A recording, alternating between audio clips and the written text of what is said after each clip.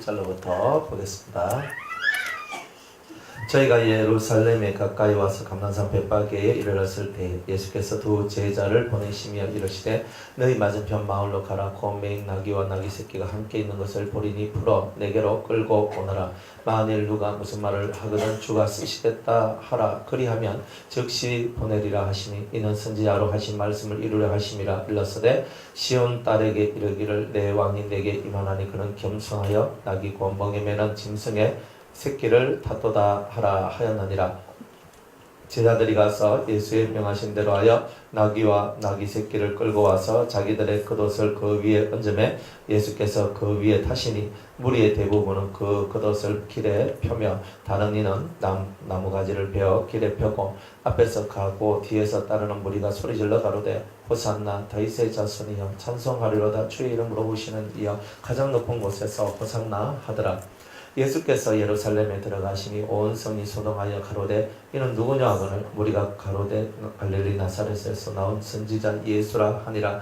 예수께서 성전에 들어가사 성전 안에서 매매하는 모든 자를 내어 쫓으시며 돈 바꾸는 자들의 상과 비둘기 파는 자들의 의자를 둘러 엎으시고 저희에게 이르시되 기록된 바 내 집은 기도하는 집이라 일컬음을 받으리라 하였거늘 너희는 강도의 굴혈을 만드는도다 하시니라. 소경과 전원 자들이 성전에서 예수께 나오며 고쳐주시니 대제사장들과 서기관들이 예수의 하시는 이상한 일과 또 성전에서 소리질러 호산나 다윗의 자손이여 하는 아이들을 보고 분하여 예수께 말하되 저희의 하는 말을 듣느냐. 예수께서 가라사대 그렇다. 어린 아기와 젖먹이들의 입에서 나오는 찬미를 온전케 하셨나이다 함을 너희가 읽어본 일이 없느냐 하시고 그들을 떠나 성 밖으로 베다니에 가서 거기서 요하시니라. 이른 아침에 성으로 들어오실 때에 시장하신지라. 길가에서 한 무화과 나무를 보시고 그리로 가서 잎사귀밖에 아무것도 얻지 못하고 나무에게 이르시되 이제부터 영원토록 네게 열매가 맺지 못하리라 하시니 무화과 나무가 곧 마른지라. 제자들이 보고 이상히 여겨 가로되 무화과 나무가 어찌하여 곧 말랐나이까. 예수께서 대답하여 가라사대 내가 너희에게 진실로 너희에게 이르노니 만일 너희가 믿음이 있고 의심치 아니하면 이 무화과 나무에게 된 이런 일만 할 뿐 아니라 이 산더러 들려 바다에 던지오라 하여도 될 것이요 너희가 기도할 때에 무엇이든지 믿고 구하는 것은 다 받으리라 하시니라. 예수께서 성전에 들어가 가르치실세 대제사장들과 백성의 장로들이 나와 가로되 네가 무슨 권세로 이런 일을 하느냐. 또 누가 이 권세를 주었느냐. 예수께서 대답하시되 나도 한 말을 너희에게 물으리니 너희가 대답하면 나도 무슨 권세로 이런 일을 하는지 이르리라. 요한의 세례가 어디로서 왔느냐. 하늘로서냐 사람에게로서냐.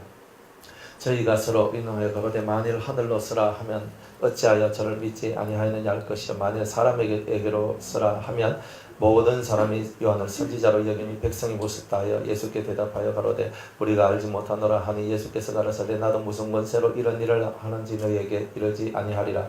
그러나 너희 생각에는 어떠하뇨. 한 사람이 두 아들이 있는데 막 아들에게 가서 이르되 예 오늘 포도원에 가서 일하라 하니 대답하여 가로되 아버지여 가겠소이다 하더니 가지 아니하고 둘째 아들에게 가서 또 이같이 말하니 대답하여 가로되 실소이다 하더니 그 후에 뉘우치고 갔으니 그 둘 중에 누가 아비의 뜻대로 하였느냐. 가로되 둘째 아들이니이다. 예수께서 저희에게 이르시되 내가 진실로 너희에게 이르노니 세리들과 창기들이 너희보다 먼저 하나님의 나라에 들어가리라.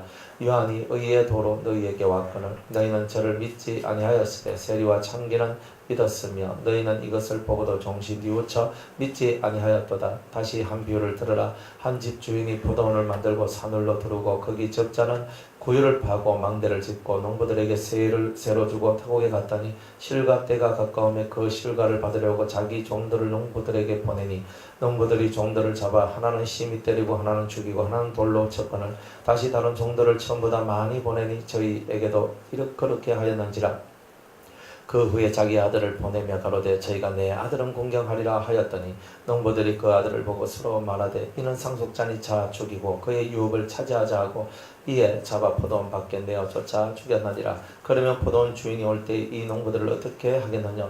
저희가 말하되 이 약한 자들은 진멸하고 포도원은 제때에 실과를 바칠 만한 다른 농부들에게 새로 줄지니이다. 예수께서 가라사대 너희가 성경의 건축자들의 버린 돌이 모퉁이의 머릿돌이 되었나니 이것은 주로 말미암아 된 것이요 우리 눈에 기이하도다 함을 읽어본 일이 없느냐. 그러므로 내가 너희에게 이르노니 하나님의 나라를 너희는 빼앗기고 그 나라의 열매 맺는 백성이 받으리라. 이 돌 위에 떨어지는 자는 깨어지겠고 이 돌이 사람 위에 떨어지면 저를 가루로 만들어 흩으리라 하시니 대제사장들과 바리새인들이 예수의 비유를 듣고 자기들을 가리켜 말씀하시는 줄 알고 잡고자 하나 무리를 무서워하니 이는 저희가 예수를 선지자로 알미었더라. 아멘. 기도하겠습니다. 마태복음 21장의 말씀 떡을 뗄 때에 주께서 우리에게 말씀하시고 우리는 주님의 음성을 듣길 원합니다. 성령으로 축복하여 주옵소서. 예수님의 이름으로 기도드리옵나이다. 아멘. 드디어 예수님께서 예루살렘에 이제 입성할 시간이 되었습니다. 그러면 예루살렘 입성을 하시면 그 주간에 예수님이 죽으시는 거예요. 이제 그 예수님의 십자가 죽음이 이제 그 주일날 입성하시고 그 주간 금요일날에 예수님이 십자가에 못 박혀 죽으시는데 자기의 죽음이 가까워오는 바로 그런 거죠. 그런데 이 21장을 보면요, 예수님이 자기가 죽는다는 것은 이미 자기는 알고 있어요.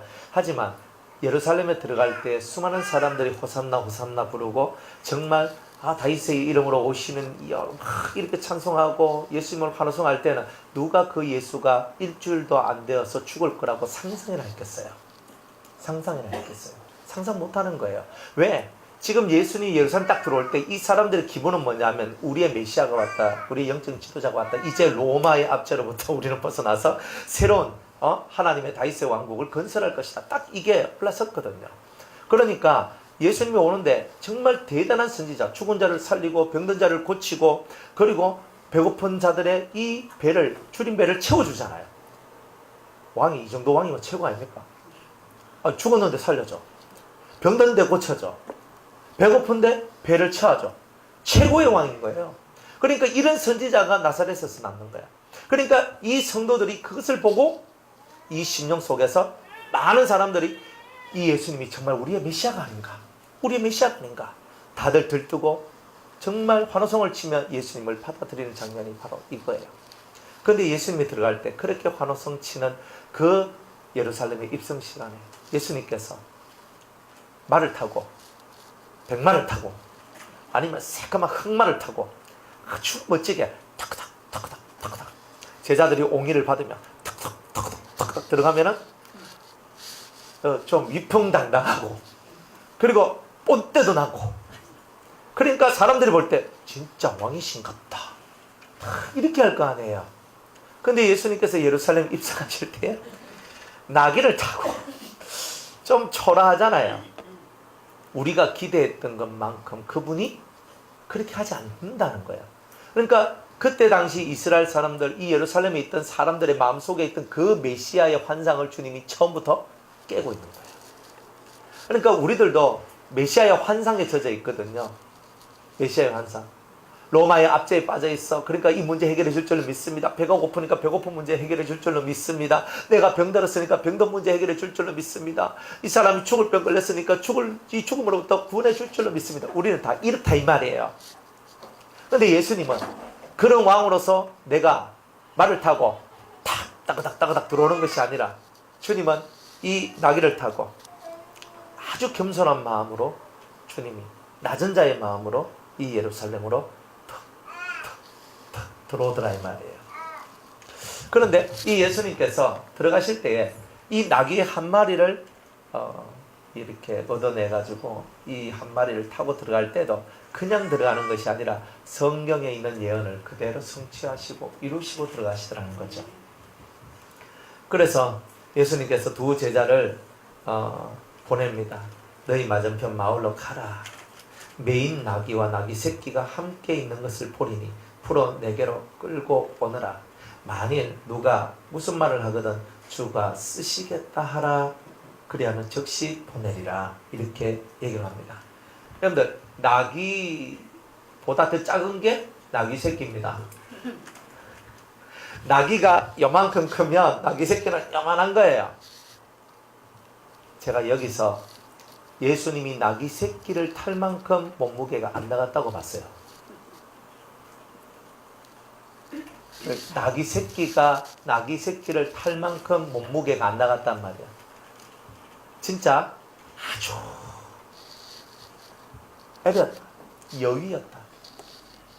그러니까 예수님이 살면서 자기 몸을 건강하게 강하게 뭐 아주 실하게 운동해서 근육을 키우고가 아니고 정말 하나님 앞에서 자기의 온 몸과 온 삶을 다 바친 그분의 모습을 그려주는 것 같아요.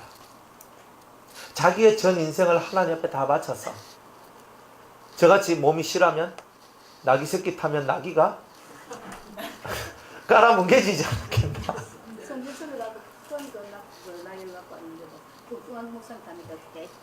아, 네. 그러셨다네요. 그러니까 어떻게 나귀 새끼를 타겠어요? 근데 예수님이 나귀 새끼를 가지고 오라 했던 말은 그 나귀 새끼조차도 나를 이렇게 태울 만큼 내 몸이 가볍다. 그러니까 생각해 보세요. 얼마만큼 예수님이 그렇게 여위였는지.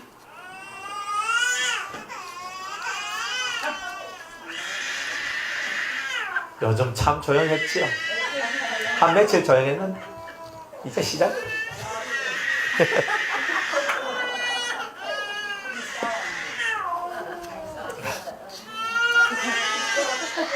저것들은 이성 없는 짐승 같아가지고 이성으로 해결이 안 돼요. 아유, 위대한 아이들이에요. 그래 예수님이 그만큼 못 먹고 잘 먹었으면 여유할 이유가 없는 거예요. 그러니까 먹는 거 신경 안 썼다는 뜻이에요. 진짜 배고프면 좀 먹고. 그러니까 몸 자체가 너무 여유있고, 그러니까 남들이 볼 때 그 연한 순 같아서 누가 흠모할 만한 것이 아무것도 없어요. 그러니 그 예수님이 나귀 새끼를 타고 들어간다 그랬을 때 우리 뭐 겸손해서 뭐 겸손이 맞아요. 그렇지만 진짜 그 나귀 새끼를 타고 가셨던 것은 그분의 삶에 있는 거예요. 그분의 삶. 그분의 삶은 먹고 마시고 놀고 운동하고 살아가는 그런 데 삶을 치중한 게 아니에요. 예수님의 삶은 오직 인간을 알고 하나님의 뜻을 인간 세상에 펼치기 위하여 자신은 최선의 먹거리를 먹고 최소의 삶을 살면서 오직 그 하나님의 영광을 위하여 자신의 삶을 살았던 거예요. 그게 겸손이었던 거예요. 그날 나귀 새끼 타고 들어간 게 겸손이 아니고 그분이 나귀 새끼 타고 들어갈 때까지의 33년의 삶이 겸손이었다는 거예요. 그러니까 우리는 오늘 뭐 제가 뭐요 하면 하고 이렇게 겸손한 그래요. 뭐 목사님 저는 아무것도 못하는데요. 어쩌고 뭐 저 겸손하게 이게 아니고 오늘 이 시간에 여러분이 겸손했다고 겸손한 것이 아니라 그의 나서부터 시작을 해서 이 땅에 임하실 때부터 마옥간에 오셨잖아요. 말 구유에 누였잖아요. 그러니까 오실 때부터 낮아지신 그분이 살면서도 낮아지셨는데 예루살렘에 입성하는 이 순간까지도 주님은 자기를 드러내지 않고 자기를 죽이고 겸손의 모습으로 일관해 하셨다는 거예요. 우리가 정말 예수님한테 배우는 것은 이런 것을 배우는 거죠. 그분의 33년의 인생 속에서 한 번도 스스로 높아진 적이 없으셨던 분입니다. 한 번도 자기 스스로 높아지신 것이 없이 오직 하나님께만 영광을 돌리고 사람들을 살리는 그 일에 자신의 삶을 다 바쳤던 그분이야말로 진정한 겸손이 아닌가. 그래서 그 삶을 나귀 새끼 등에 올린 거예요. 나귀 새끼, 이렇게 미약하고 나약한 나귀 새끼야, 네가 내 인생의 짐을 지거라. 말과 같이 튼튼하고 두 다리가 튼튼하고 소와 같이 두 다리가 튼튼한 그 사람들에게, 그런 자들에게 주님이 자신의 사명과 자신의 삶을 올려놓은 것이 아니라 누가 봐도 부족하고 누가 봐도 약하고 누가 봐도 보잘것없는 바로 그런 자한테 주님 인생을 부어주시고 그 인생을 지고 가라고 말씀하시는 거다, 이 말이에요. 오늘 우리들한테 그것을 가르쳐 주길 원하시는 거예요. 우리가 잘나서 그런 것이 아니고 우리가 똑똑해서 그런 것이 아니고 나는 하나를 들으면 열을 깨달은 그런 문일지십에 총명 있고 지혜로운 사람이라서 하나님께서 나를 끌어내신 것이 아니라 우리가 나귀 새끼같이 어떤 무거운 짐도 지기 힘든, 어떤 것도 지면 내 스스로 허리가 부러지고 다리는 처져버리고 푹 꺼져 앉을 수밖에 없는 그런 연약한 인간이기 때문에 주님이 내 위에 올라타셨다는 거죠. 내 짐은 무겁고 가볍고, 내 짐은 가볍고 내 멍에는 쉽다 했거든요. 주님. 만약 무거운 것이었다면 그 무거운 것은 주님이 지셨을 거예요. 그런데 주님은 그 무거운 짐을 자기가 지셨고, 우리한테는 쉽고 가볍고 좋은 것, 그 짐을 우리에게 지게 하셨던 거예요. 그래서 어린 낙이 새끼지만 그 낙이 새끼라 할지라도 예수님의 인생을 짊어질 수 있는 거예요. 왜? 가장 무거운 것은 예수님이 지셨기 때문에. 오늘 우리가 받아들일 그 주님의 인생, 주님의 삶은 다 쉽고 가볍기 때문에 우리에게 그걸 주신 거예요.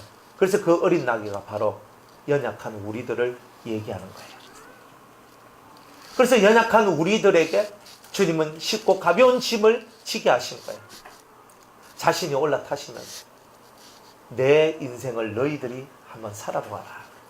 아니 너무 무거워요, 너무 힘들어요 라고 우리는 얘기하지만, 사실은 너희들이 인생 속에 가지고 있는 수많은 짐보다 내 짐이 가볍고 내 멍에가 쉬운 것을 너희들이 깨달아야 한다는 거죠. 그것을 주님께서 이 어린 나귀 새끼를 타시면서 우리에게 말씀하고 있는 거예요. 그러니까 여러분은 말이 아닙니다. 여러분들은 소도 아닙니다. 여러분들은 나귀도 아닙니다. 우리 모두는 나귀 새끼입니다. 무거운 짐을 질 수 없는 나귀 새끼들이다 이 말이에요.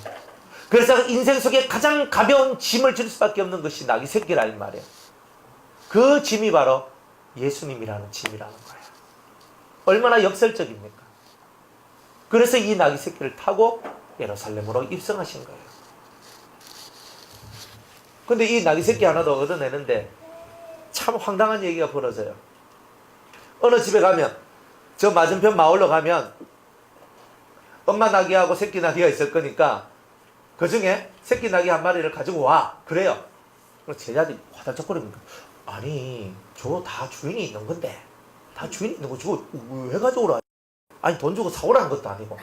그리고 만약 그 누가 주인이 무슨 말 하면 주께서 쓰시겠다 하라, 그걸 말해요. 이거 순날 도둑이잖아요. 진짜 도둑이잖아요. 완전 날강도도 이런 강도가 어디 있어요. 제가 만약 주께서 쓰시겠다 하라 하면서 있잖아요. 뭐 팍 가지고 와버리면 그거 도둑질이지. 그게 어떻게 그겁니까? 그런데 예수님께서는요, 주께서 쓰시겠다 하라, 그 말만 하라 그래요.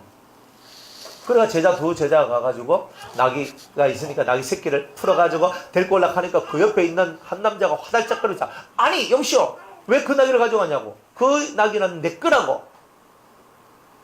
할 말이 없잖아요. 근데 예수님이 말씀하셨어요. 주께서 쓰신답니다. 근데 이 남자의 반응이 너무 예뻐요. 그래요? 가지고 가세요라고 합니다. 그러면 그 전날 밤에 뭔 일이 있었는 거예요. 여러분들 같으면 그렇게 하시겠어요? 네? 정말 여러분 같은 거 그래야겠어요? 제가 목사님, 우리 정 목사님 차가 있는데, 그죠? 찾기 좀 주세요. 휙 가가지고 주께서 쓰시겠다 하니까, 그죠? 한 달만 제네시스 좀 쓰고 돌려드릴게요. 아니 돌려주는 것도 아니야. 내 쓸게요. 탁 가져가요. 아니 내가 준다는 것도 아니고 쓰라는 것도 아니고 자기 마음대로 열쇠 가져가서 자기 마음대로 쓰고, 이게 말이 안 되잖아요. 꼭 이런 얘기가 똑같은 거잖아요. 그러니까 주님은 주께서 쓰시겠다 말 한마디만 하면 된다는 거예요. 왜 그럴까? 그 전날 밤에 역사가 일어났던 거죠. 성경에 그런 말은 없어요. 그까지 말 안 해요. 근데 이 사람이 정말 이 나귀 새끼를 주기 위해서, 그죠? 그날 처음 주께서 쓰시겠다 하라 그 말 듣고 딱 줬을 것 같아요. 여러분 같으면 줬을 것 같아요. 택도 없을 거예요. 우린 절대 그렇게 못 살아요. 이성이 너무 좋아가지고. 그런데 이 사람은요, 주께서 쓰시겠다 하니까 아멘 가지고 가세요. 딱 내놔버립니다. 그 주가 누구라고 말도 안 하잖아요. 이 사람들이 누구 제자인 줄 말도 안 하잖아요. 그러면 그 전날에 딱 하면서 뭔 일이 있었던 거예요. 꿈속에서든지 아니면 정말 주님이 역사를 하셨든지 천사가 왔다든지 하여튼 뭔가는 모르겠지만 이 사람한테 내일 너에게 주님이 보낸 사람이 올 것인데 주께서 쓰시겠다는 말이 나오면 무조건 줘라. 이 말이 들려졌을 거라고 여러분들은 생각하지 않습니까? 물론 생각 안 하셔도 됩니다. 성경에 없기 때문에. 그런데 제가 봤을 때는 이 성경 속에서 말은 하고 있지 않지만 이 속에는 우리가 모르는 하나님의 역사가 있는 거예요. 사람이 한 명 변화되는데 내 하나 잘해서 되는 것이 절대 아니더라는 거예요. 내가 이렇게 했으니까 내가 이렇게 했으니까 이렇게 됐다가 아니더란 말이에요. 보이지 않는 하나님의 움직임, 보이지 않는 하나님의 역사가 있었기 때문에 이런 일들이 스무스하게 지나갈 수 있었던 거지. 안 그러면은 도둑이야 하고 소리를 지르고 감옥에 들어갈 일밖에 없는 거예요. 그러니 주님이 하시는 모든 일은 드러난 일 하나가 만들어지기 위해서 드러나지 않는, 보이지 않는 곳에서 얼마나 많은 영의 역사가 있었던가 하는 것을 여러분들한테 말씀하고 있는 거예요. 그러니까 여러분들 눈앞에 당장 보이는 그것을 보지 말고 내 눈앞에 보이는 좋은 것들이 나오기 위해서 얼마나 많은 하나님의 움직임이 있었겠는가, 이거를 생각하며 여러분이 감사할 때 진짜 이 속에서부터 속 깊은 감사들이 흘러나오지 않겠느냐는 거예요. 제가 어제도 그랬잖아요. 제가 방언 하나 받는데 6년 동안 새까매진 기도해도 못 받았는데, 제 친구는 교회 오자마자 부흥회 참석하자마자 랄랄라 하고 눈 떠여지고, 참 얼마나 속쓰리는 이야기겠어요. 그러니 정말 이 마음속에서 그런 마음이 드는 거예요. 자괴감이 드는 거예요. 뭐냐 이 말이지. 뭐냐고. 왜 나한테는. 그런데 6년의 세월이 지나고, 그리고 하나님 앞에 아무리 이래도 안 되고 저래도 안 되고 눈물로 강대상 앞에서 울고 있을 때 성령이 제게 임했거든요. 그날 당장 성령 받고 그날 당장 은혜 받은 게 중요한 게 아니잖아요. 한 송이 국화꽃이 피기 위해서 봄부터 서쪽새가 그렇게 울었다 그러잖아요. 여러분 하나가 은혜 받고 여러분 한 명이 하나님 앞에 사랑받는 이 많은 것들을 위하여 얼마나 하나님께서 많은 분주한 일을 하셨겠나요? 제가 얼마나 열심히 일했는데요, 제가 얼마나 기대했는데요, 제가 얼마나 하나님 찾았는데, 제가 얼마나 했는데, 이거 말고 이거는 내가 보이는 곳에서 하는 일이고, 진짜 하신 분은 나를 키워주신 분은 하나님이시잖아요. 우리가 아무리 성령을 달라 해도 안 주시면 못 받는 거잖아요. 근데 성령 주세요, 은혜 주세요, 응답 주세요라고 기도했더니 내게 그 은혜를 주셨다면 그거는 내가 잘했어가 아니라 하나님의 은혜로 내가 받은 거예요. 그러니까 그 은혜 때문에 우리가 감사할 수밖에 없는 거잖아요. 그러니까 여러분들이 작은 거 하나가 만들어져도 그 작은 거 하나가 만들어지기 위해서 얼마나 많은 천사들이, 성령의 역사가, 주님의 역사가, 아버지의 인도하심이 있었겠는가, 이걸 생각하면 그 작은 하나에도 감사합니다가 나올 수밖에 없는 거예요. 오늘 여러분들이 감사합니다가 나올 때 여러분은 그 주님을 인정하는 거예요. 보이는 주님이 아니라 보이지 않는 곳에서 나를 위하여 열심을 다하시고 열심히 특심이도록 나를 위하여 일하셨던 그 주님의 공로를 바라볼 때에 나의 공로 없고 주님의 공로 있으니 주여 영광 받으소서라고 말할 수밖에 없는 우리가 될 수밖에 없지요. 우리가 아무리 예배당을 구하려고 막 예배당 해도 안 주시면 못 구하는 거예요. 그러나 주님께서 어느 순간인가 만약 그 은혜의 성전을 우리에게 주신다면, 그렇다면 얼마나 감격스럽겠습니까? 우리가 힘을 써도 되지 않던 그 일이 어느 때가 되니까 주님이 보이지 않는 곳에서 열심히 일하셔서 우리를 위한 그 놀라운 노력들이 이렇게 결실을 맺게 되었으니, 목사님 너무 수고하셨어요, 성도님 너무 수고하셨어가 아니라 예수님 너무 수고하셨어요, 예수님 너무 감사해요라고 얘기해야 될 우리가 아니냐. 그러니까 우리가 신앙생활을 한다는 것이 이런 신앙생활이 될 때에 여러분들 마음속에 예수님이 떠나지 않는다는 거예요. 예수님의 수고와 예수님의 공로를 우리가 인정하지 아니할 때는 안 되는 거예요. 우리가 아무리 씨를 뿌리고 물을 준다 할지라도 자라게 할 수는 없는 거예요. 모든 자라남의 은혜는 오직 하나님께 있는 거예요. 그러니까 여러분들이, 우리가 똑같이 하나님 앞에 기도하고 말씀 듣고 아무리 해도 여러분을 누가 보시느냐 하면 하나님이 보신다는 거예요. 사람이 보는 게 아니에요. 사람의 눈은요, 하나님의 눈처럼 예리하지도 좋지도 멋지지도 않아요. 하나님의 눈은 모든 것을 다 보고 다 살피시니까 그 눈이 우리를 살펴보면서 여러분들 안에 있는 모든 하나님을 향한 그 열심과 사랑을 다 보시고 그게 합당한 은혜로 채워주신다는 거죠.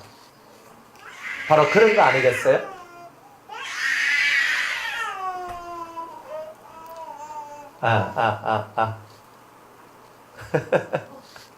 그래서 우리가 하나님께서 우리를 위한 열심을 품고 있다는 생각을 안 하면 우리는요, 할 수 있는 게 없어요.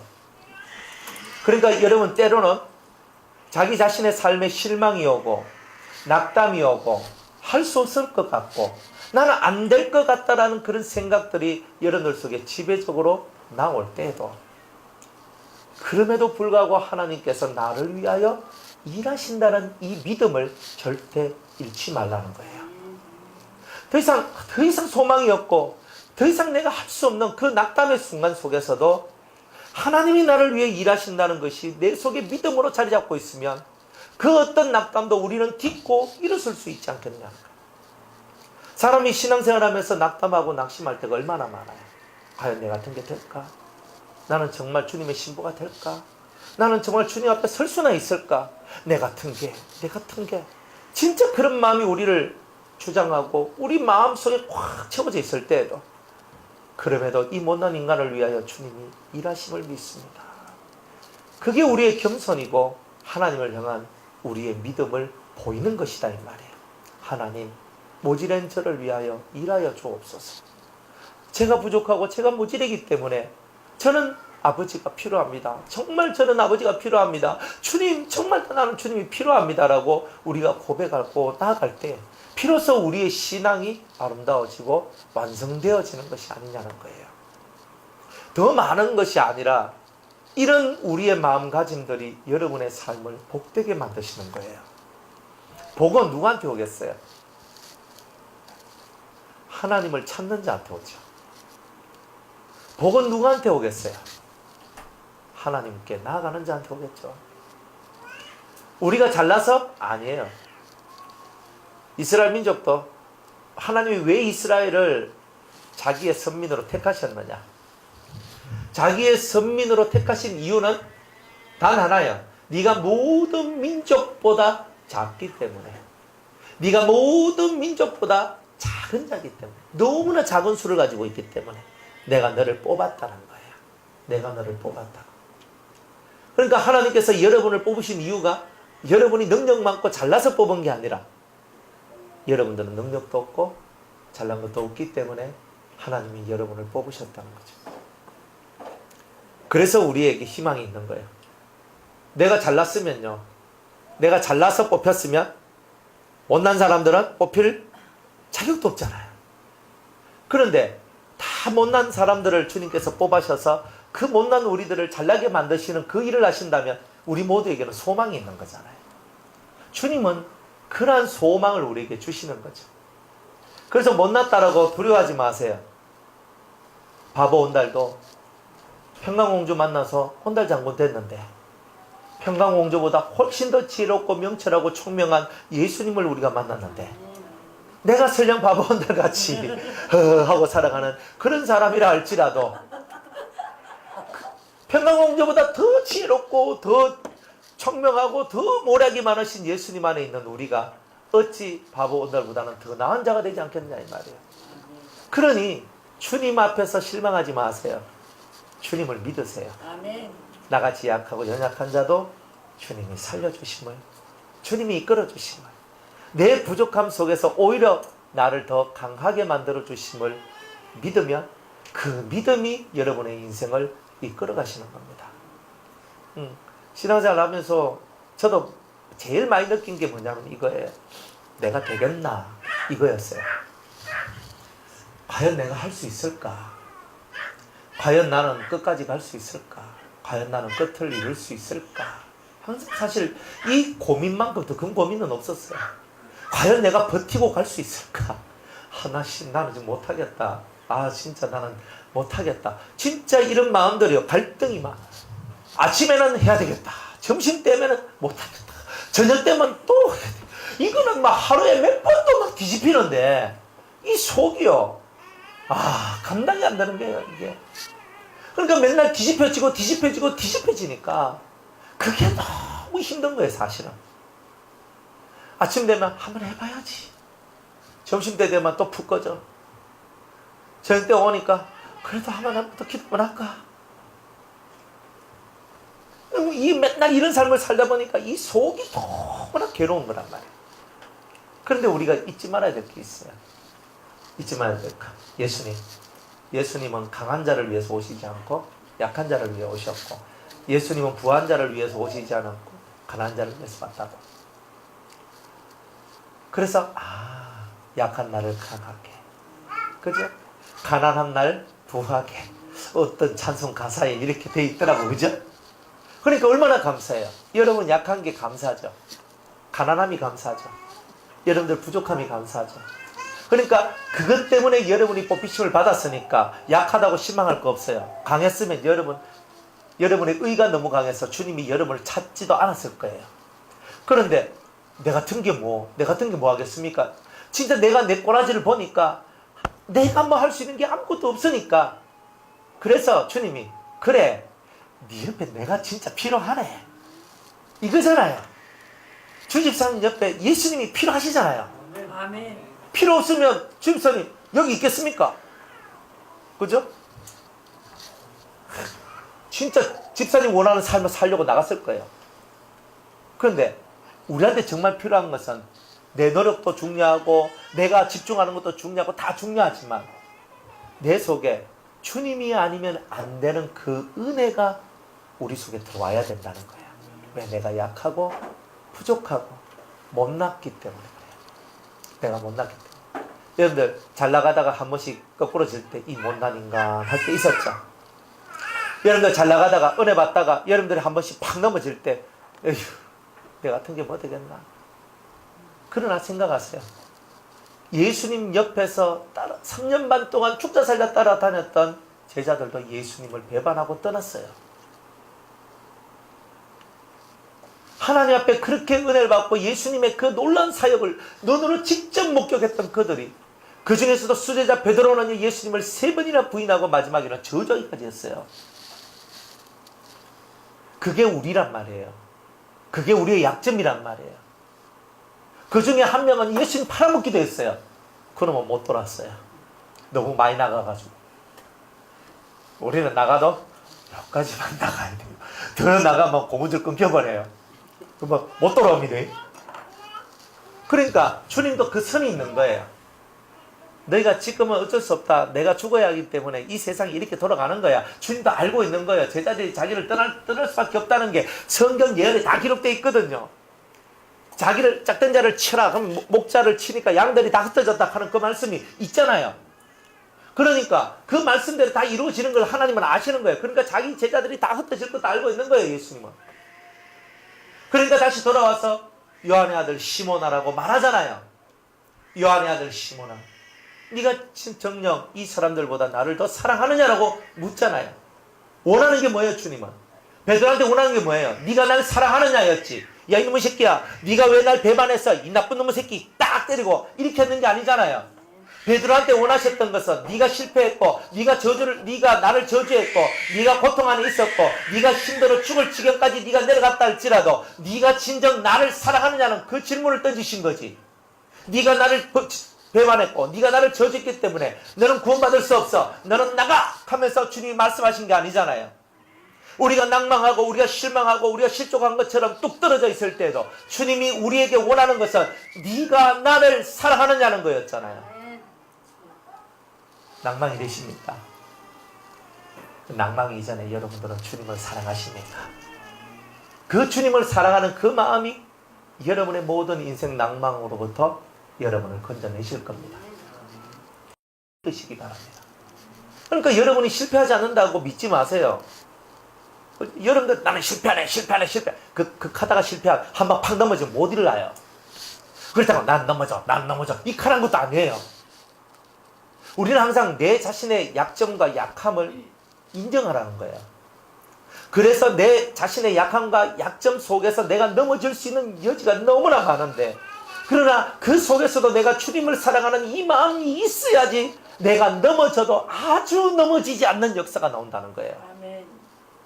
내가 엎드려져도 아주 엎드려지지 않는 것은 주님이 나를 보호하시는데, 왜 날 보호하십니까? 내가 주님을 사랑하는 그 마음이 내 속에 살아있기 때문에 그런 거예요. 그게 바로 내 믿음의 불씨고 생명의 불씨이기 때문에 그래요. 주님을 사랑하십니까? 우리 예수님을 사랑하십니까? 다른 그 무엇보다 주님이 여러분들에게 원하는 것은 두 가지라 그랬죠. 네가 나를 믿느냐, 두 번째는 네가 나를 사랑하느냐. 이 두 가지만, 실패해도 이 두 가지만 가지세요.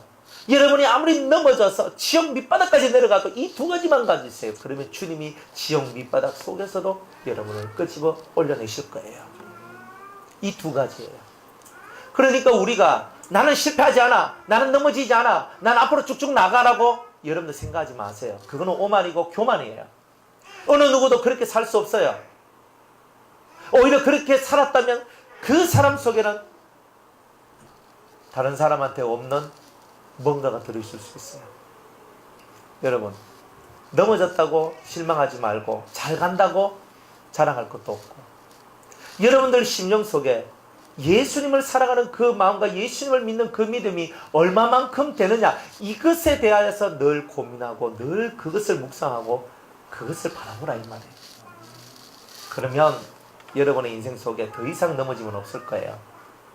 예수님을 사랑하는 것이 점점 넘치면 넘칠수록 예수님하고 우리 사이는 가까워지기 때문에, 그 빛이 우리를 둘러싸고 있으면 어두움이 우리에게 다가오지 않을 것이기 때문에 그것을 믿으라 이 말이에요. 결국 예수님하고 내하고 가까워지면 어둠은 다 물러갈 거 아니에요. 예수님하고 내하고 친밀하면 어둠은 물러갈 거 아니에요. 예수님이 내 안에 계시고 내 옆에 계시고 내 옆에 계심을 믿는다면, 그 성령의 역사가 내 안에 있고 내 옆에 있고 내 삶을 움직이고 있다는 것을 믿으면 우리가 어두움에 빠지지 아니할 것이라는 거예요. 근데 그걸 믿으라는 거예요. 그래서 의인은 7번 넘어져도 또다시 일어날 것이라 그랬죠. 일어나야 되는 거예요. 근데 가끔 한 번씩은요, 일어나기 싫은 적이 있어요. 싫을 때가 있어요. 말라고 일어나라. 또 넘어질 거예요. 성도들이 일어나봤자 또 나중에 또 넘어질 건데 내가 왜 일어나나? 근데 그런 회의적인 마음이 올 때에도 예수님 사랑합니다, 나는 예수님을 믿습니다, 고백하며 하나님 앞으로 달려나가시기 바랍니다. 그래서 주님은 나귀 새끼 위에, 그죠? 이렇게 올리는 거예요. 올려가지고 나가는 거예요. 그래서 5절에 보면 시온 딸에게 이르기를 네 왕이 네게 임하나니 그는 겸손하여 나귀 곧 멍에 매는 짐승의 새끼를 탔도다. 나귀 새끼를 탄 거예요, 예수님이. 그러니까 이 예언의 말씀대로 그대로 이루어지는 거예요. 우리 주님이 이 작은 짐승의 새끼를 타시고 예루살렘으로 들어오시는도다. 나귀와 나귀 새끼를 끌고 와서 자기들의 겉옷을 그 위에 얹음에 예수께서 그 위에 타시니 무리의 대부분은 그 겉옷을 길에 펴며 다른 이는 나뭇가지를 베어 길에 펴고 앞에서 가고 뒤에서 따르는 무리가 있더라 이 말이에요. 자기 겉옷을 쫙 폈어요. 네, 이때는 주단이 없었던가 봐요. 우리 같으면 그 결혼식장 주단 알죠? 쫙 빨갛게 가 있는 거. 그 예수님 가는 길 나귀 타고 들어오든 말 타고 들어오든 나는 모르잖아요, 이 사람들은. 그러니까 예수님 딱 들어온다 그러면 주단을 쫙 깔을 낀데, 이 사람들한테는 주단을 깔 만한 돈도 없고 능력도 없었어요. 근데 이 사람들은 그래서 자기의 겉옷을 탁 깔아놓는 거예요. 이 옷을 밟고 입성하소서. 왕이 들어올 때는 주단을 깔아야 되잖아요. 그런데 주단을 깔 만한 형편도 안 되는 이들이 깔아놓을 수 있었던 것은 자기의 옷이었어요. 우리의 옷을 밟고 왕이여 임하소서. 주님은 뭘 밟고 예루살렘으로 입성하느냐면 우리의 삶을 밟고 오시는 거예요. 여러분의 행위, 여러분의 올바른 행동들을 주님은 밟고 우리의 심령 예루살렘 속으로 입성해 들어오시는 거다 이 말이에요. 그러니까 우리의 행위를 주님께 내놔야, 우리의 삶을 주님께 내놔야 주님이 밟고 우리 안에도 들어오시고 천국으로도 가시고 모든 것이 그렇게 만들어진다는 거죠. 근데 이 사람들이 앞에도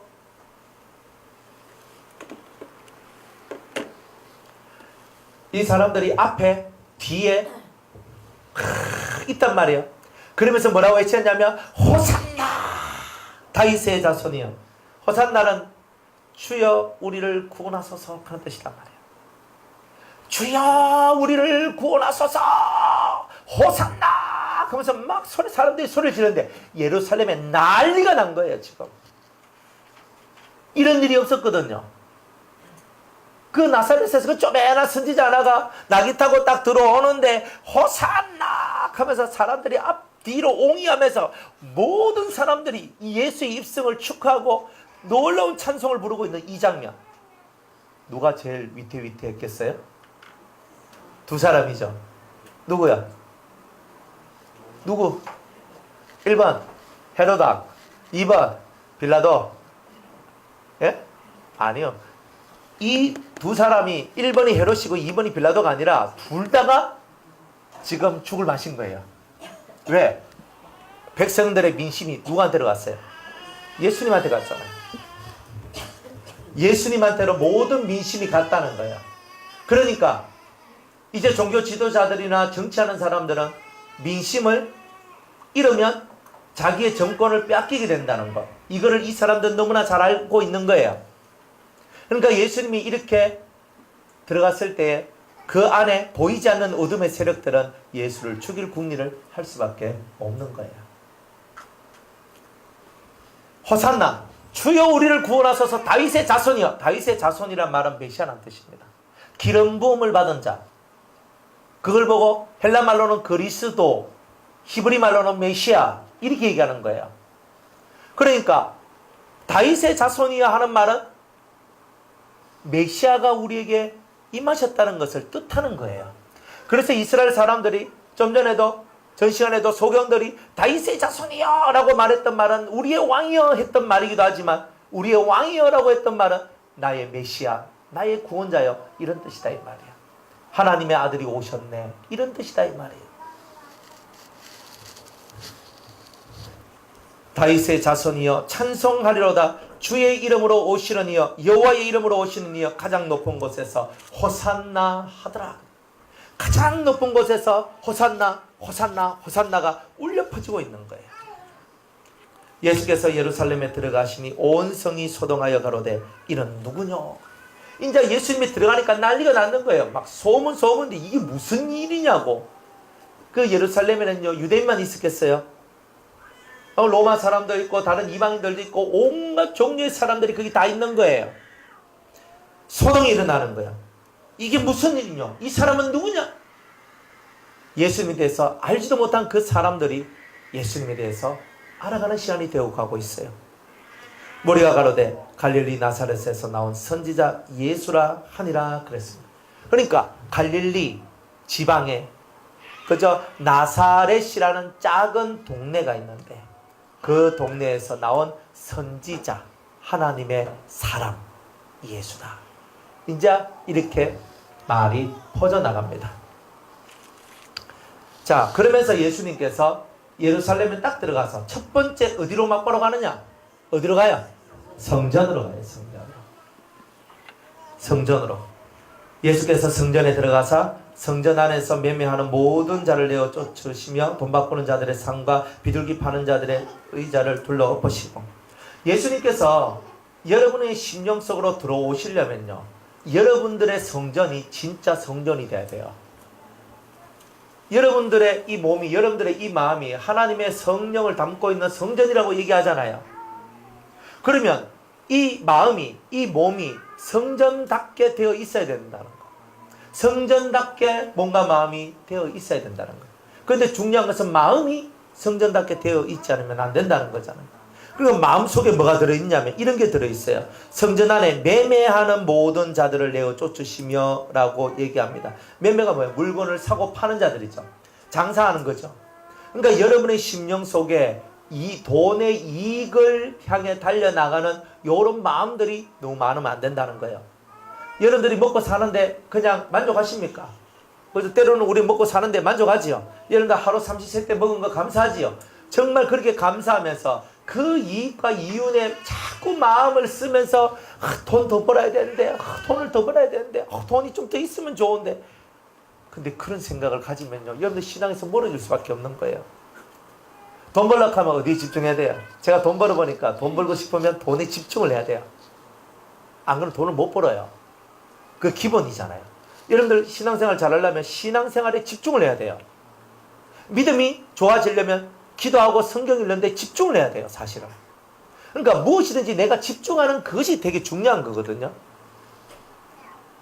그리고 이 사람들 마음속에 자꾸 돈에 유익, 내 돈, 유익. 내 거 하는 이런 것들이 이 심령속에 꽉 차 있는데, 이런 마음들을 주님은 내쫓아야 된다는 거예요. 그래야 성전이 돼요. 내 집이, 아버지의 집이 강도의 구렬이 되기를 원치 않는다 그랬죠. 이곳이 성전이, 기도하는 성전이 되기를 원하는데, 기도하는데 돈이 계속 뺑글뺑글 돌아가면 기도가 돼야 안 돼요. 돈을 안 벌어본 사람은 몰라요. 돈을 만져본 사람은 알아요. 한 달에 100만 원 버는 사람이 어째 해가지고 200만 원 벌면요, 그 다음에는 300만 원 벌고 싶고요, 그 다음에 500만 원 벌고 싶고요, 그 다음에 1000만 원 벌고 싶고요, 그 다음에 1억 벌고 싶어요. 이런 식으로 넘어가요. 그러니까 이 속에서요, 돈을 벌어본 사람은 요 속에서 뺑글뺑글 이렇게 하면 돈이 되고, 이렇게 하면 돈이 되고, 이렇게 하면 돈이 되고, 이게 뺑글뺑글 돌아가거든요. 그러면 은혜가 안 와요. 그러니까 이 매매하는 자들을 왜 내어 쫓았냐면, 돈이 왕노릇하는 그 자리에서 너희들은 벗어나라는 거예요. 돈이 왕노릇하면 안 된다는 거예요. 돈을 벌지 말라는 게 아니고 돈이 왕노릇하지 않도록 하라는 거예요. 무슨 말인지 이해가죠? 그럼 목사님 우리 돈 안 벌고 그럼 뭐 먹고 사는데요? 돈 벌지 말라는 게 아니고 돈이 왕노릇하고 돈이 내 정신을 지배하는 것이 되지 않도록 하라는 거예요. 주님은 부자를 미워하는 게 아니에요. 부자 속에 자꾸 돈에 대한 욕심이 너무 많으니까 그걸 하는 게 싫어하는 거예요. 근데 부자, 돈 있는 사람이 원래 돈독이 더 오르는 거예요. 지금 세상도 있는 사람이 더 많이 번다 그러잖아요. 돈 버는 사람은, 돈 있는 사람이 돈 벌지, 돈 없는 사람은 돈 못 벌어요, 지금 이 시대는. 백날 그래봐야. 그 중에 개천에서 욕나는 사람도 옛날에 한 번씩 있었는데, 요즘에는요, 개천에서 절대 욕이 안 나와요. 지금 그런 시대에 우리 살고 있다니까요. 얼마나 힘들고 어려운, 정말 서민들이 살아가기가 너무 괴롭고 힘든 시절을 사실 우리가 맞고 있는 거예요. 얼마나 그래요. 제가 집 찾아다니면서도 그래. 우리 정 목사님이, 목사님 3년 전만 하더라도 이렇게 비싸지 않았는데, 집값이 뭐 몇 배씩 뛰어올랐대요. 땅값이 몇 배씩 뛰어올랐대요. 그럼 땅값이 오르면 집값이 오르잖아요. 그러니까 몇 년 전에 안 그랬는데 지금 그렇다. 그러니까 집주인들이요, 뭐 저런 연산동 같은 데 가면 막 400만 원. 요 바로 밑에 새로 이렇게 주상복합 상가 1층, 2층 해가 위로 쭉 이 아파트 있고 밑에는 1층, 2층 복합 상가인데 84평짜리 물어보니까 1억에 700만 원 달래요. 그래서 제가 눈 깜빡하고 있었어요. 그 위에 66평짜리가 있더라고요. 그래서 그거는 얼마입니까? 하니까 1억에 400만 원. 깜빡거렸어요. 와, 아니 84평인데 세를 700만 원을 달라 그러니까 66평인데 세를 400만 원 달리 2층인데. 그래서 제가 숨이 턱 막히면서, 이야, 어떻게 여기는 단위가 이렇게 나가나고. 그러니까 그런 식으로 해가지고 막 나가잖아요. 그러니까 돈 있는 사람은 큰 집 짓고, 돈 있는 사람은 그렇게 해가 세팍 해가지고 들어올 놈만 들어와라 하면서 딱 이렇게 얘기하잖아요. 그러니까 돈 있는 사람은 돈을 더 벌게 돼 있어요, 지금. 돈 없는 사람은요, 세뇌다가 다 볼일 다 봐요. 진짜 그렇게 살아가니까, 와, 이게 뭐냐. 근데 이런 세상을 우리가 살고 있다 할지라도 하나님은 말씀하고 있는 게 있어요. 그럼에도 불구하고 성도들은 내가 먹이 살린다. 이거잖아요. 뭐 세상이야 뭐 세를 많이 내라 하든지 뭐 이렇게 하라 하든지 상관없고 성도들은 내가 먹여 살린다는 거잖아요. 아무 일 안 해도 하늘에서 만나가 떨어지잖아요. 안 그래요? 아니 광야 생활하는데 만나가 떨어지면서 절대 굶어 죽도록 하면 안 된다는 거예요, 주님. 그러니까 우리가 세상 따라가지 말고, 이게 돈이 머릿속에 자꾸 돈이 뺑글뺑글 돌아갈 때에 탁 끊어버려야 돼요. 사탄아 물러가라. 돈 걱정하지 말고 미련스럽게 맨날 돈 걱정하다가 기도줄 놓치는 이야기가 많잖아요.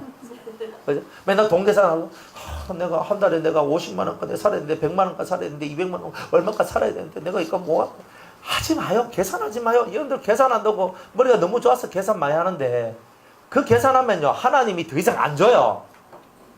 더 이상 여러분이 계산하지 않고 하나님의 은혜 안에 살다 보면 필요할 때 그 돈이 다 들어와요. 제발 좀 믿으세요. 여러분 우리 남편이 한 달에 200밖에 못 버는데 200씩이나 벌는 거지. 안 그래요? 감사하잖아요. 우리 남편은 100만 원 버는데 100만 원밖에 못 버는 게 아니라 100만 원씩이나 버는 건데 어떤 분은 한 푼도 안 벌어주고 여자가 나가서 벌어가지고 갖다 바쳐야 돼. 이런 사람도 있는데 다음은 얼마라도 벌어주면 고맙습니다 하고 살아야 돼. 무섭습니까? 웃지 마세요. 진리입니까? 아니 구천은 그 목사님도 남편이 벌어준 돈 가지고 편안하게 살고 싶지. 그죠? 그냥 뭐 내가 뭐 지금 이래가지고 아이고 얼마나 그렇습니까? 그래 머릿속에서 자꾸 내 머릿속에서 한 달 생활을 하려면 예지과자도 사줘야 되고 예지값 살려야 되고 내가 한테 돈이 얼마 필요한데 이걸 뱅글뱅글 돌아가면은 머리가 돕니다. 그러니까 제정신이 안 돼요. 제정신이 안 되면 어떻게 돼요? 돌아가시죠. 딜이 붙어요. 싸우고 성질나고 이래도 싸우고 저래도 싸우게 돼 있어요. 비워요. 머릿속에 돈 그만하고. 이게 돈이 자꾸 여러분들 이거 뱅글뱅글 돌면 머리가 뱅글뱅글 돌거든요. 끝나버려. 그러니까 주님은 아는 거예요. 성전 안에는 너희 심령 안에는 돈 계산하는 마귀가 떠나야 된다. 아멘. 돈 계산 좀 그만하라고. 한 달에 월세가 얼마 나고 계산하지 마세요. 아니 뭐 우리 만약 뭐 옮기는데 300만 원짜리 갖다 칩시다 월세. 돈 계산하지 마요. 숨이 턱턱 막히죠. 막히지 마세요. 그죠? 여러분들 300만 원짜리 가든 400만 원짜리 가야 된다면 가야 되는 거지 뭐야 너. 밥 먹을 때 국수 먹고 뭐. 밥 먹을 때 그냥 수지비티가 먹어도 가야 된다면 그래 가야지 뭐 이야기했어. 아니 뭐 주님이 가라 하셨으면 대책이 있으니까 가라했지 대책 없이 가라했겠습니까? 그러니까 우리는 제가 돌아보면서 느낀 게 뭐냐면 부산이 서울 강남 같다. 느낌이 막 내가 강남 왔나? 내가 어디로 왔나? 연산동 내가 돌아보면서 느낀 게 그거예요. 여기는 연산동이 아니고 강남이다. 저는 그런 생각했거든요. 제가 강남 가면 또 생각이 다를 거예요. 아직 그 맛을 못 봤어. 너무 소박하게 살다 보니까 엇꺽거리니까 숨이 엇꺽거리면서 다 막혀버려요. 그런데 하나님 얘기하시는 거야. 돈 걱정하지 마라. 아멘. 필요하면 줄 건데 이거 머리통 굴러가면서 아무리 걱정해봐라. 되나? 안 되잖아.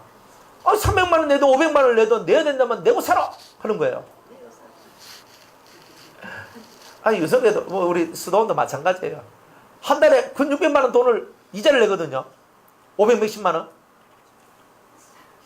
우리는 월세가 이자로 나가는 게 월세잖아요. 그게 사실은 그 1층, 2층, 3층 쓰는데 거의 월 600만 내고 사는 거예요. 그래도 지금 10년인데 망하질 않았어요. 아직까지 잘 살고 있어요. 그래 이거는 우리가 스스로 무덤 파고 돈 걱정하면 어쩌고 맨날 뱅글뱅글 돌아가는 이 머리 시스템 속에 내가 빠져서 고통하는 것이지 실상 하나님은 우리가 이 속에 무엇이든지 염려하지 말고 너희가 하나님 앞에 구할 것을 감사함으로 아뢰라 했으니까 오늘 우리가 하나님 앞에 감사함으로 아뢰면 되잖아요. 제가 처음에는요 한 100만 원 월세 100만 원 정도 되겠나 하다가 한 바퀴 딱 돌고 제가 얼마까지 올랐냐면 300까지 올랐어요. 우리 성도님들이 편리하고 좋게 할 것 같으면 한 달에 300만 원 안 들어가면 안 된다는 거 제가 깨달았어요. 무진장이 심령이 속상하지만 어쩔 수가 없어요. 조금 안 좋은 데 있어요. 그죠? 조금 안 좋은 데는 싸요. 근데 여러분들이 불편해. 너무 불편해요. 실제로. 그러니까 여러분들이 편하게 살도록 하는 게 맞겠느냐, 불편하게 하는 게 맞겠느냐. 이걸 보니까 편하게, 안 그래도 인생살이가 불편하고 힘든 거 많은데 이것까지 불편하면 어쩌겠나. 사실 그 생각이 솔직히 더 많이 들어요. 그 생각이. 그래서 그냥 뭐 혹시나 300만 원짜리 극해도 놀라지 마시고, 어차피 인생은 그런 거다 생각하시고, 돈 걱정하지 마시고, 주님이 허락하시면 300이든 1000이든 줘야 될 거 있으면 줘야 된다, 이렇게 생각하시고 평안하게 가시기 바랍니다. 그러니 돈 바꾸는 자들, 또 이 매매하는 자들, 맨날 팔고 사고 하면서 이카면 내가 500원 남는데 저카면 내가 1000원 남는데 이카고 있는 거, 유익을 위해서 살아가는 그런 심보를 빨리 버려라. 두 번째는 돈 바꾸는 자들, 이것도 똑같이 돈인데 환전이죠. 환전 수수료 받아 먹으면서 돈 챙기는 사람들이죠. 그 다음에 또 비둘기 파는 자들, 그 성전 들어갈 때 비둘기를 들고 들어가는 사람은 돈이 없는 자들이죠. 양을 들고 들어가는 사람은 중상층이죠. 소를 들고 가는 사람은 부자들이죠. 그러니까 소, 양, 염소, 비둘기 다 있는 거예요. 거기에 있으니까 원래 시가가 비둘기 한 마리에 15,000원인데 이 사람들은 3만 원 받는 거예요. 실제로 내가 너희들의 편리를 위해서 이까지 나도 세금 주고 들어와서 판다, 이런 거예요. 바깥에서 사면 15,000원인데 안에서 사면 3만 원인 거예요. 유원지 가서 밥 먹으면, 수제비 먹으면, 바깥에서 먹으면 5,000원 먹을 수 있는데 거기서 먹으면 10,000원 주는 거예요. 우리 지난번에 여름에 우리 유성기 뭐 놀러 간다고, 수양에 간다고 한번 이제 갔거든요. 청도 갔어요. 평상 하나에 얼마더라? 5만원? 4만원? 하여튼 5만원인가 그랬어요. 평상 하나에. 무식이 평상 하나에. 거기에 뭐 몇 명밖에 못 왔는데요. 딱 정해놓고. 그리고 또 차 한 대 주차하는데, 어떤 데는 차 한 대 주차하는데 얼마? 2만원? 4만원? 하여튼 그렇게 했대요. 와, 환장하는 거예요. 아니 주차비, 뭔비 하면서 다 받는 거예요. 참, 그게 얼마나 답답한 얘기예요. 이 세상 이야기가. 돈을 버는데, 그러니까 그런 생각들이 이 마음속에 꽉 채워져 있으면 어떻게 돼요? 은혜가 내려오겠습니까? 이번 여름에 한몫해야지. 평상 하나에 5만원, 평상 하나에 10만원, 평상 하나에 10만원, 이렇게 하고 있고, 내 속에서, 그죠? 평상 하면 안 되겠다. 그러면 주차비를 받아야겠다. 그죠? 그러면 하루 온종일 주차 세우고, 평상 빌려주고 노는데, 한 대당 4만원, 한 대당 5만원, 한 대당 얼마?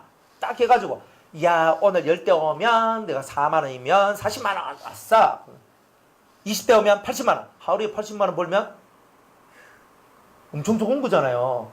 하루에 80만 원입니다. 하루에 100만 원 벌어가지고 30일 한 달, 1년 해버리면, 그죠? 30일 해버리면, 100만 원, 30만 원 하면 3천만 원이면 어떤 사람 연봉이네요. 그러니까 1년치까지는 안 되더라도, 그죠? 그냥 좀 잘 버는 사람들, 한 반년치는 되잖아요. 좀 못 버는 사람의 3분의 1은 되고요.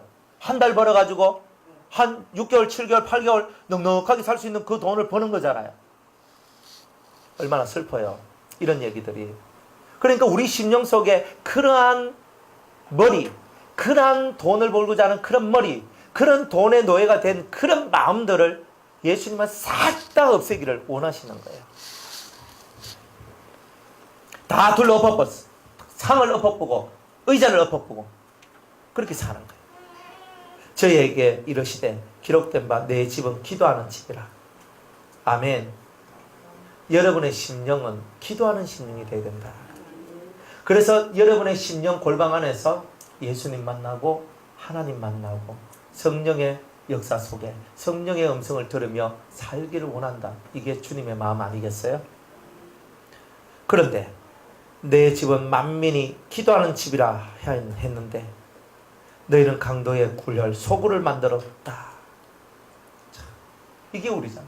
그러니까 우리의 이 심령이 강도 소굴이 됐는데 어떻게 은혜를 받겠어요? 못 받는다는 거예요. 강도 소굴 돼가지고 은혜 받겠어요? 우리는 이런 계산 빨리 버려야 돼요. 생각 절대 하지 마세요. 이렇게도 안 되고 저렇게도 안 돼요. 주의 뜻대로 이루어지이다. 항상 주님의 뜻대로 모든 것이 이루어지이다. 항상 이 마음을 가지셔야 돼요. 그러면 정말 주님의 뜻대로 모든 것이 이루어진다는 거죠. 왜? 우리 믿음이 그거니까. 소경과 저런 자들이 성전에서 예수께 나오매 고쳐주시니. 자, 따라합시다. 성전에서 나오매. 예수님이 성전에서 뭐 했어요? 둘러엎었잖아요. 확 둘러엎었어요. 성전 마당에 있거든요. 외인의 뜰에서 완전히 막 심성소굴이 되어 있는데 다 엎어버렸던 거예요. 다 확 엎어버렸어요. 엎어버리고 나니까 누가 나와요? 병든 자들이 예수님께 나와요. 소경과 저런 자들, 보지 못하는 자들이 나오고 저는 자들이 나와요. 누가 저는 자들이에요? 삶이 불균형하는 자들이에요. 쩔뚝쩔뚝, 다리가 쩔뚝 그냥 쩔뚝 균형을 잃어버린 자들이죠. 이런 사람들이 주님 앞에 나와요. 주님, 맞습니다. 이 성전 안에 이런 소와 양과 염소와 비둘기와 환전상들과 매매하는 자들이 있는 것은 옳은 것이 아닙니다. 주님 정말 잘하셨습니다. 그러면서 예수님 앞으로 이 성도들이 나오고 있는 거예요. 그래서 고쳐주시는 거예요.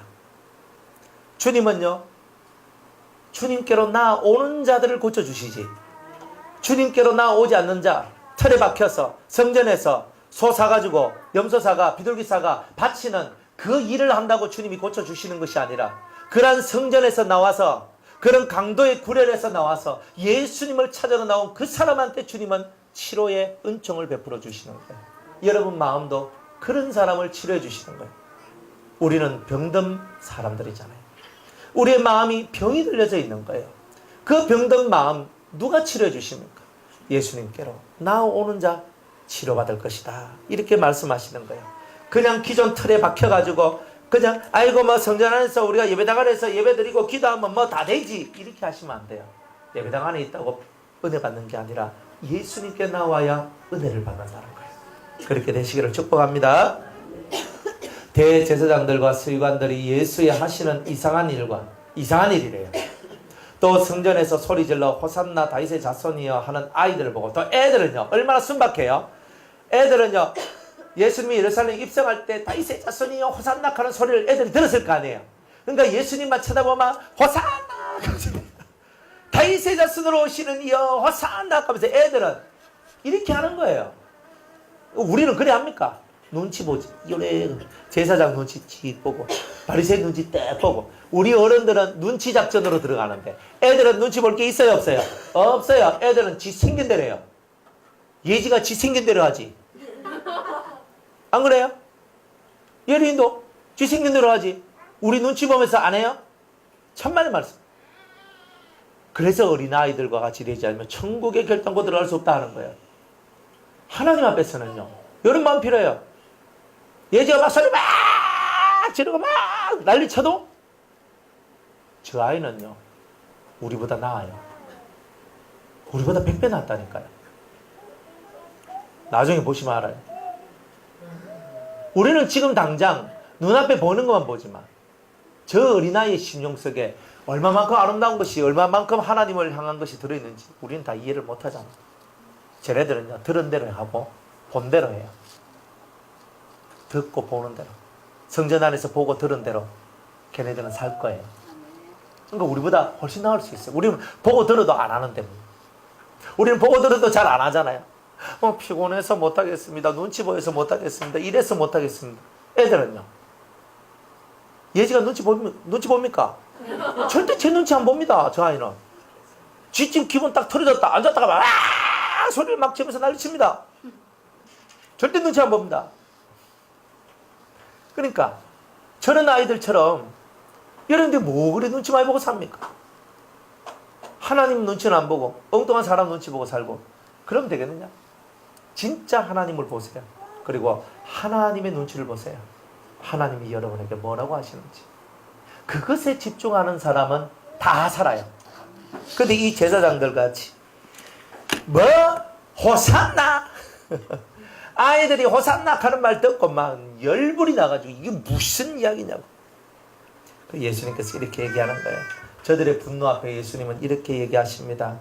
저희 하는 말을 듣는, 예수께 말하되 저희 하는 말을 듣느냐?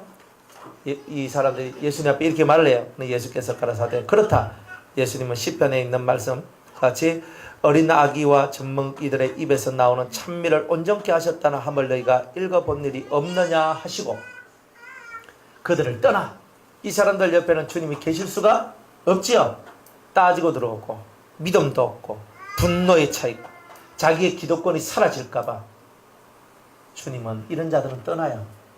이런 자들에게서 떠나요. 여러분의 기도권을 위해서 나가지 마세요. 여러분들의 조응을 위해서 나가지 마세요. 이런 자들에게서 주님을 떠나신대요. 떠나버려요. 그들을 떠나 성 밖으로 베다니에 가서 거기서 유하시니라.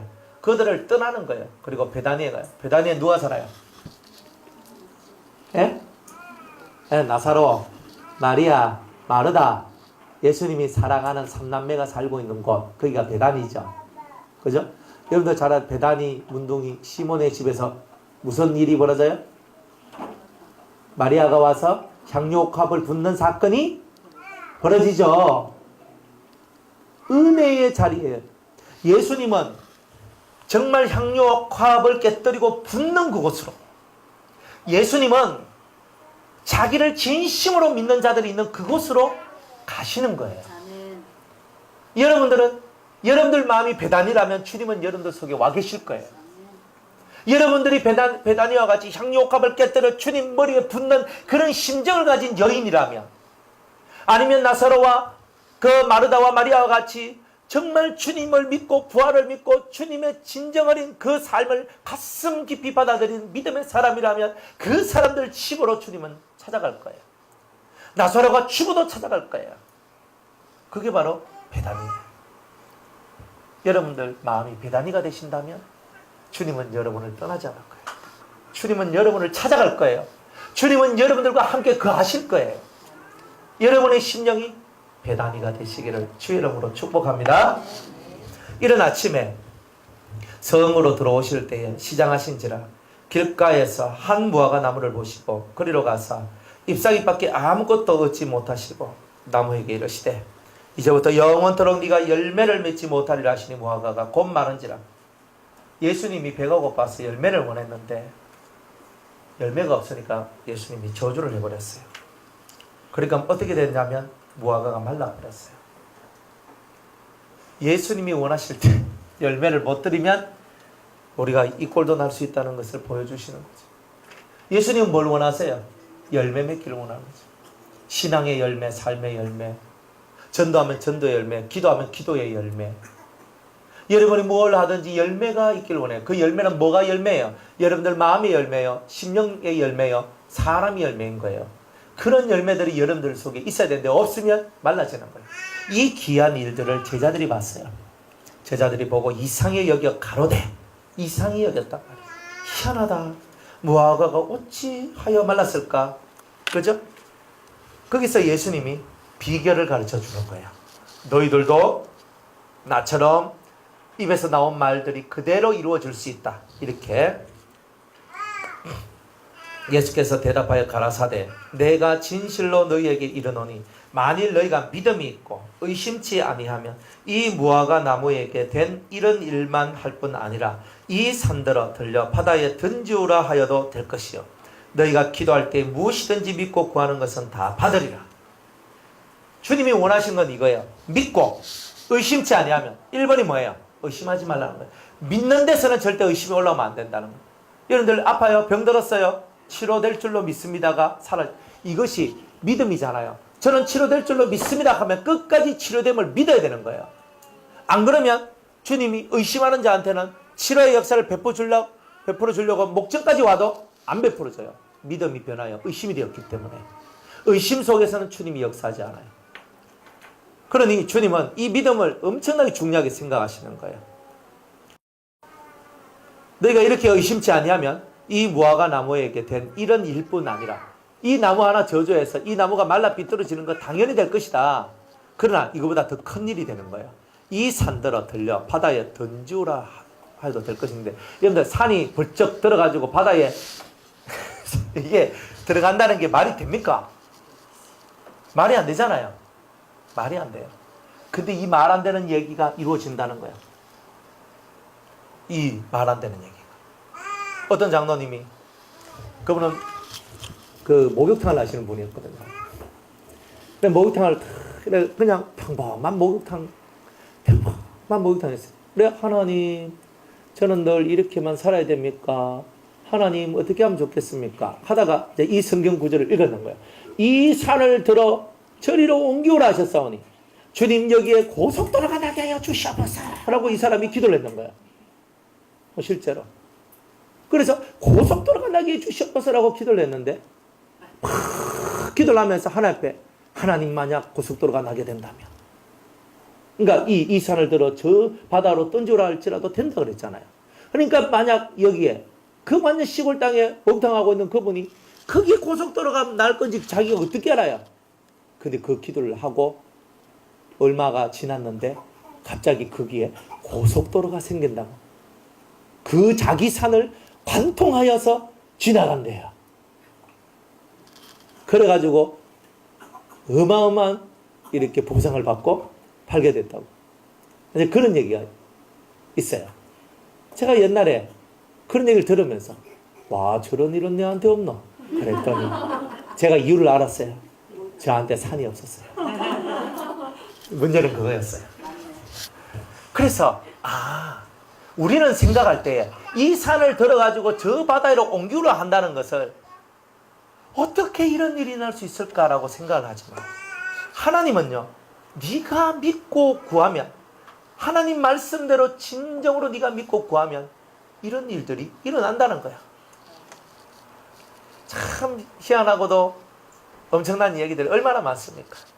어찌합니까? 여러분 땅에서 석유가 나올지, 여러분 땅에서 온천이 나올지, 여러분 땅에서 대박 사건이 날지 어떻게 합니까? 안 그래요? 그런데 믿음이 없으면 소금 땅이 변하여, 그 척박한 소금 땅이 변하여 옥토가 될 그런 은혜가 과연 여러분들한테 임하겠습니까? 저도 땅이 없습니다. 산도 없고 땅도 없습니다. 집도 없습니다. 그러나 마른 땅, 척박한 소금 땅이라 할지라도 여러분의 믿음이 척박한 땅을 옥토로 만들 거예요. 어떤 분들 얘기합니다. 제가 옛날에 개발랜드 해가지고 저쪽에다가 제가 완전히 뭡니까? 그 뻘 옆에 있는 그런 땅, 아무 쓸모도 없는 그 땅을 막 사놨는 거예요. 20년이 됐는데도 안 팔립니다. 가는 거예요. 욕심으로 하면 그렇게 돼요. 그러나 여러분들이 하나님 앞에 진정으로 믿음을 가지세요. 하나님의 뜻이 어디 있는가? 우리가 욕심을 갖고 행했던 그 옛날의 삶들을 바라보고 지금 여러분들이 하나님 앞에 내가 어떻게 해야 되는가를 살펴봐요. 이런 묶여있는 것들이 얼마나 많은 줄 아세요? 슬픈 거예요, 사실은. 왜 그렇게 됩니까? 하나님이 원하시는 게 뭔데요? 믿음이잖아요. 이 산을 들어 저리로 옮기오라 할지라도 된다면 여러분은 진실로 그 믿음을 갖고 이 됨을 바라보면서 하나님 앞에 나아가세요. 그러면 하나님께서 뭐라고 하시겠죠? 기도하시다 보면 하나님의 뜻을 여러분이 깨닫게 될 거예요. 단지 정말로 중심으로 기도를 안 하는 거예요. 여러분의 기도가 하나님 마음에 안 들어서 이 산이 절로 옮기지 않는 거예요. 그걸 아셔야 돼요. 여러분 기도가 주님 마음에 별로 안 들어서 그런 거예요. 주님 마음에 맞는 기도를 해야 이 산을 들어 저곳으로 옮겨지는 거예요. 할 수 없는 것이 할 수 있게 되는 거예요. 너희가 기도할 때 무엇이든지 믿고 구하는 것은 다 받으리라. 할렐루야. 믿고 구하는 것은 다 받으리라. 진짜 믿고 구하세요. 그런데 구하여도 얻지 못하면 우리의 정욕, 우리의 욕심 때문에 그렇다는 거예요. 세상에서 잘 살고 편히 살고 세상에서 좋고 세상에서 익하면 하나님 안 들어요. 니 아직 덜 됐다. 니 좀 더 가라. 주님은 원하는 게 그게 아니에요. 돈도 돈답게 쓰고 물질도 물질답게 쓰고 산은 산답게 쓰고 땅은 땅답게 쓰고 건물은 건물답게 쓰기를 원하시죠. 하나님이 원하는 거 뭘 원하시겠니? 기도해 보세요. 그러면 하나님께서 여러분들한테 진짜 뭘 원하시는지 하나님이 가르쳐 주실 거예요. 하나님하고 마음이 맞아봐요. 뭐가 안 열리노? 하나님하고 안 맞는 마음, 일치되지 않는 마음이 있으면 안 열리는 거예요. 그렇게 몇 집이 묶여있는 집이 있거든요. 제가 알거든요. 풀려지면 집이 그냥 확 뭐든지 다 잘 돼버리는데 에이구, 저도 풀리기를 원하죠. 풀리기를 원해요, 실제로. 그런데요, 풀어달라는 기도가 안 나와요. 실제로 그래, 실제로. 미안한데요. 풀어달라는 기도가 안 나와요. 그러니까, 무엇이 안 맞는 거야, 지금 하나님하고. 이게 안 맞는 거예요. 저 자체도, 아니, 제 인간의 마음도, 제가 탁 하고, 하나님 좀 풀어주이소. 하나님 좀 풀어주시면 좋지요. 저분들 삶이 피고, 좀 이렇게 사는 게 좀 낫고, 좀 얼마나 좋습니까? 좀 해주이소. 정말 이게 또 나올 만한데, 그 기도가 안 나와요. 다른 기도는 나와도 그 기도는 안 나와. 죄송합니다. 회개할게요. 그런데 그 기도가 안 나오는 거라. 그래, 왜 안 나오노? 제가 기도하기 싫어서 안 나오는 게 아니고, 기도가 뭔가 방향성이 잘못되면 그냥 안 되는 게 있어요. 그냥 이렇게 풀어지면 안 되기 때문에 하나님은 이런 심령 상태에서는 이게 풀어졌을 때 하나님 앞에서 뭐가 안 맞아 들어가는 게 나오니까 여러분의 심령 속에 있는 것을 고쳐 나가는 것을 먼저 해야 되는 거예요. 그죠? 없는 것도 지내가야 되는 거예요. 힘든 것도 다 지나가야 돼요. 그걸 잘 하셔야 돼요. 야박한 소리지만 그런 겁니다. 무엇이든지 기도하면 다 주시는데 그의 뜻대로 구하면 주심이라 그랬잖아요. 그러니까 우리가 요것만 갖고 얘기하면 안 되는 거예요. 그래서 성경을 다 읽어야 될 이유가 뭐냐면 우리가 주님의 뜻대로 구하면 무엇이든지 주시리라 그랬거든요. 그런데 내가 구하여도 얻지 못하면 얻지 못하는 이유는 내 정욕, 내 욕심을 따라 구하기 때문에 그런 거니까 내가 얻지 못한 것은 혹시 내 욕심이 들어있지 않는가를 살펴보라 이 말이에요. 여러분을 위함이 많으면 하나님이 안 들어주고 주님을 위함이 많으면 주님이 들어주시는 거거든요.